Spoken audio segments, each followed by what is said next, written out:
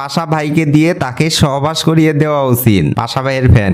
তো কি চলছে বন্ধুরা, আজকে আমরা দেখবো কিছু ফানি এবং মজার কিছু কমেন্ট। বেসিক্যালি ভাই এই আইনজীবী ভাইটা ব্যাচেলর পয়েন্টের সিজন 5 বন্ধ করার জন্য একটা আইনি নোটিশ পাঠায়। আর ভাই তোমরা তো জানোই আমরা বাঙালিরা আমাদের ইমোশনের জায়গা নিয়ে, আমাদের ভালোবাসার জায়গা নিয়ে কেউ যদি কথা বলে আমরা কাউকেই সাইরা কথা বলি না। তো চলো ভাই এর বক্তব্যটা শোনার আগে তোমাদের কমেন্টগুলো আগে পড়ি। এ শিমুল্লে কইরে তুই এই হালারে একটা পোস্ট দে, মিনিমাম 36টা সেলাই যেন লাগে। দেশে এত অন্যায় কাজ হচ্ছে, তার কোনো পদক্ষেপ না নিয়ে তিনি ব্যাচেলর পয়েন্টের পেছনে পড়েছে। বাংলা মুভি চুমাচুমি থেকে হাজার গুণ বেটার ব্যাচেলর পয়েন্ট। এই উকিল ভাইরাল হতে চায় মনে হয়। কাকু মনে হয় ব্যবসায় মার্কেট পাচ্ছে না, তাই একটু চুলকাইতে আসছে। 5 মিনিটের ভিডিও ভাই, এত লং ভিডিও দেখার সময় নাই, চলো ভাই স্পিড বাড়াই দিই। টিভি সিরিয়াল সেটা হচ্ছে ব্যাচেলর পয়েন্ট। ব্যাচেলর পয়েন্ট এখন সিজন 5 চলছে ওটিটি প্ল্যাটফর্মে। যদিও এটার 1 থেকে 8 এপিসোড রিলিজ হয়েছে। পাশাপাশি ডিরেক্টর যেটা বলেছেন অ্যানাউন্স প্রোগ্রামে যে এটি বুম ফিল্মসের ইউটিউব চ্যানেলে এবং চ্যানেল আইতে ধারাবাহিকভাবে এটি প্রচারিত হবে। মূল কথায় আসো ভাই, এত কথা শোনার সময় নাই, আপনার উপর এমনি পাবলিক খেপে আছে। এবং সেখানে আমি দেখেছি অসংখ্য আপত্তিজনক অশালীন ডায়লগ সেখানে এই নাটকে আছে। কোথায় ভাই আপত্তিজনক কথা? রিয়েল লাইফে ভাই বন্ধু বান্ধব ভাই ভাতের সাথে ভাই এগুলা সবাই ইউজ করে। যেটি আমাদের বাংলাদেশের যে দুটি আইন, জাতীয় অনলাইন গণমাধ্যম নীতিমালা এবং জাতীয় সম্প্রচার নীতিমালার বহির্ভূত, যেটি আমাদের তরুণদের যে নীতি নৈতিকতা বা তাদের স্বাভাবিক আচরণ, যেটি আমরা বহু বছর ধরে বাংলাদেশে ভাই চুরি বাটপারি চান্দাবাজি সব হইতেছে ভাই। এইখানে আসছে ভাই তরুণদের নীতি নৈতিকতা শিখাইতে। ভাই অপিনলি রাস্তায় ভাই মানুষ মাইরা ফেলতেছে, ওইখানে ভাই কোনো সমস্যা নাই। যে দেশে ভাই একজন ধর্ষক খুনির পেছনে একজন আইনজীবী দাঁড়ায়, সেই দেশে ভাই আইনজীবীদের কাছ থেকে আমাদের নীতি নৈতিকতা শিখতে হবে। আমাদের যে সংস্কৃতি, পারিবারিক শিক্ষা, সামাজিক মূল্যবোধ, সেটিকে ব্যাপকভাবে আমাদের দেশে ভাই আবার কিসের সংস্কৃতি কিসের মূল্যবোধ? পরিবারে সবাই মিলে দেখার মতো বিনোদনের একটি মাধ্যম বলা যায়। পরিবারের সবাইকে নিয়ে আমরা দেখি। আমরা এর আগে আমাদের প্রথিতযশা যে নাট্যকাররা আছেন, হুমায়ুন আহমেদ, আব্দুল্লাহ আল মামুন থেকে শুরু করেন, তাদের নাটকগুলো আমরা পরিবার নিয়ে দেখতে পারতাম।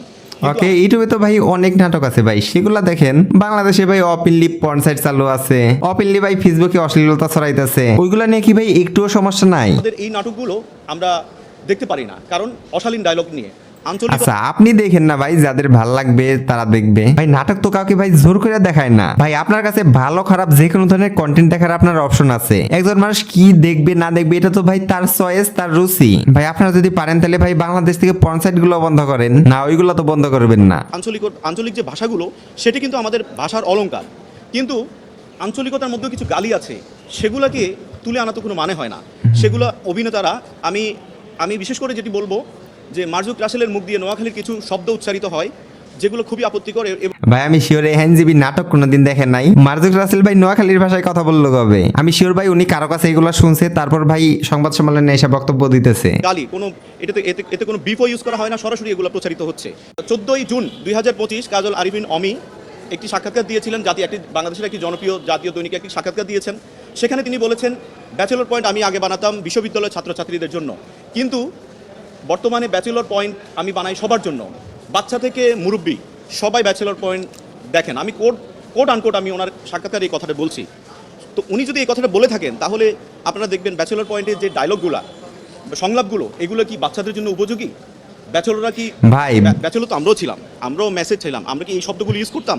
ভাই এমন কোনো মানুষ পাওয়া যাবে না ভাই যারা জীবনে কখনো গালি দেয় নাই। ভাই গালি তো ভাই লাইফের একটা পার্ট। ভাই বন্ধু বান্ধব ভাইবাদের সাথে আড্ডায় ভাই এরকম ছোটখাটো গালি ভাই সবাই ইউজ করে, এগুলো নিয়ে এত সিরিয়াস হওয়ার কি আছে? নারীদের প্রতি অবজ্ঞাসুলভ শব্দ ইউজ করা হয়। বুঝলাম না ভাই, নারীদের আবার অবজ্ঞা সূচক কথা বললো কবে? যাই হোক ভাই, ওনার বক্তব্য পুরোপুরি শোনার আমার ইচ্ছা নাই, আর ওনাকে যা বলার তোমরা তো কমেন্ট বক্সে বলেই দিছো। তো আমি লাস্ট একটা কথাই বলবো, বেশি ভাই অপিনলি গালি দাও। পার্সোনালি ভাই আমি রিয়েল লাইফে দেখছি যারা ভাই অপিনলি গালি দেয়, কোনো কিছু মুখে আটকায় না, এদের মন ভাই অন্যান্য সবার থেকে আলাদা রকমই ভালো হয়। এই গরমের মধ্যে ভাই ফ্যান ট্যান সবকিছু অফ করে ভাই ভিডিও রেকর্ড করতেছি। যারা ভাই ভিডিওটা শেষ পর্যন্ত দেখছো প্লিজ ভাই সাবস্ক্রাইব করো। Piece out. আইনি নোটিশের মাধ্যমে আমি ওনাকে সময় দিয়েছি, 7 দিনের সময় দিয়েছি, যে আপনি অবশ্যই এই অশালীন সংলাপগুলো আপনি প্রত্যাহার করে নেবেন।